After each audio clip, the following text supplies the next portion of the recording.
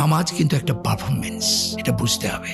Sometime Allah is telling, you are listening, and sometime you are telling, Allah is listening. পুরাটাই তো একটা conversation, তাই না? আমি নামাজ পড়ার সময় দোয়া করি যে আল্লাহ, তাশাহুদের মাধ্যমে তুমি নবী করিম সাল্লাল্লাহু আলাইহি সাল্লামকে রহমত, বরকত ও শান্তি দান করেছো। তাশাহুদে সে আবার তার উম্মতকে রেফার করেছে, সেই রেফার অনুযায়ী তুমি তোমার রহমত, বরকত ও সালাম আমার এই সালাম ফেরানোর মাধ্যমে পৃথিবীর সমস্ত যা আছে মুসলমান, বিশ্বাসী, অবশ্যই প্রাণীকুল সবার কাছে পৌঁছে দাও। এটাই হচ্ছে মুহাম্মদ সাল্লাল্লাহু আলাইহি সাল্লামের উম্মতের আসল জায়গা।